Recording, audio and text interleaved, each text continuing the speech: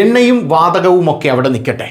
മറ്റൊരു വമ്പൻ കരാറിന് ഇന്ത്യയും റഷ്യയും കൂടെ ഇപ്പോൾ തുടക്കം കുറിക്കുകയാണ് എന്ന റിപ്പോർട്ടുകൾ പുറത്തു വരുന്നു. ഇത് ഏറ്റവും അധികം ബാധിക്കാൻ പോകുന്നത് ചൈനയാണ്. പക്ഷേ ചൈനയ്ക്ക് ഇതിലൊന്നും ചെയ്യാൻ സാധിക്കില്ല. ചൈനയ്ക്ക് നോക്കി നിൽക്കാൻ മാത്രമേ സാധിക്കുകയുള്ളൂ എന്നുള്ളതാണ് പ്രധാനപ്പെട്ട കാര്യം.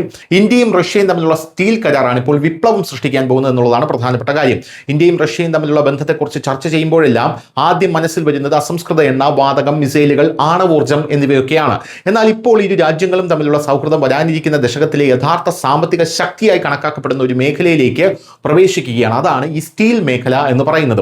രാജ്യത്ത് ശക്തമായ പാലങ്ങൾ പണിയുന്നതിനും ബുള്ളറ്റ് ട്രെയിനുകൾ ഓടിക്കുന്നതിനും പുതിയ ഫാക്ടറികൾ നിർമ്മിക്കുന്നതിനും പ്രതിരോധ ഉപകരണങ്ങൾ നിർമ്മിക്കുന്നതിനും ഇന്ത്യയുടെ $5 ട്രില്യൺ സമ്പദ് വ്യവസ്ഥ എന്ന സ്വപ്നത്തെ മുന്നോട്ട് കൊണ്ടുപോകുന്നതിനും സഹായിക്കുന്നത് സ്റ്റീലാണ്. റഷ്യയിലെ ലെനിൻഗ്രാഡിൽ സ്റ്റീൽ മേഖലയിലെ പ്രധാന നിക്ഷേപങ്ങൾ, കോക്കിംഗ് കൽക്കരി വിതരണം, പ്രത്യേക സ്റ്റീൽ, നിർണായക ധാതുക്കൾ, കുറഞ്ഞ കാർബൺ സാങ്കേതികവിദ്യ എന്നിവയെക്കുറിച്ച് ഇരു രാജ്യങ്ങളും തമ്മിൽ ഗൗരവമേറിയ ചർച്ചകൾ നടന്നു എന്നാണ് മനസ്സിലാക്കാൻ സാധിക്കുന്നത്. ഈ സുപ്രധാന മീറ്റിംഗിന്റെ ഏറ്റവും പുതിയ സൂചന ഇന്ത്യ ഇനി റഷ്യയിൽ നിന്ന് അസംസ്കൃത എണ്ണ വാങ്ങുന്നതിൽ മാത്രം ഒതുങ്ങാൻ ആഗ്രഹിക്കുന്നില്ല, മറിച്ച് അതിന്റെ വ്യാവസായിക നട്ടെല്ല് ശക്തിപ്പെടുത്തുന്നതിന് ഒരു ദീർഘകാല പങ്കാളിയാകാൻ ആഗ്രഹിക്കുന്നു എന്നുള്ളതാണ്. ഇന്ത്യ നിലവിൽ ലോകത്തിലെ ഏറ്റവും വേഗത്തിൽ വളരുന്ന പ്രധാന സമ്പദ് വ്യവസ്ഥയാണ്.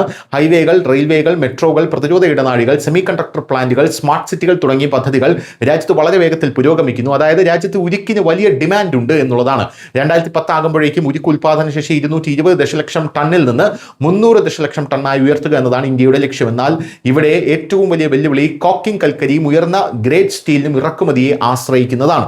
ഉരുക്ക് വ്യവസായത്തിന്റെ ജീവരക്തമായി കോക്കിംഗ് കൽക്കരി കണക്കാക്കപ്പെടുന്നു. അതില്ലാതെ വലിയ തോതിലുള്ള സ്റ്റീൽ ഉൽപാദനം സാധ്യമല്ല. നിലവിൽ ഇന്ത്യ അതിന്റെ ആവശ്യകതയുടെ വലിയൊരു ഭാഗം ഓസ്ട്രേലിയയിൽ നിന്നും മറ്റ് രാജ്യങ്ങളിൽ നിന്നുമാണ് വാങ്ങുന്നത്. അത്തരമൊരു സാഹചര്യത്തിൽ ഇന്ത്യക്ക് വലുതും ശക്തവുമായിട്ടുള്ള ഒരു ഓപ്ഷനായി റഷ്യ ഇപ്പോൾ ഉയർന്നു വന്നിരിക്കുകയാണ്.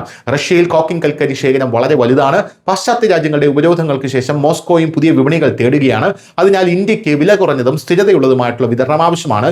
റഷ്യയ്ക്ക് ഒരു വലിയ വിപണി ആവശ്യമാണ്. അതിനാൽ രണ്ടിന്റെയും ആവശ്യങ്ങൾ ഇവിടെ തികച്ചും യോജിക്കുന്നു എന്നുള്ളതാണ് പ്രധാനപ്പെട്ട ഒരു കാര്യം എന്ന് പറയുന്നത്. ലോകത്തിന്റെ സ്റ്റീൽ വിപണിയിൽ ചൈന വളരെ കാലമായി ആധിപത്യം പുലർത്തുന്നു.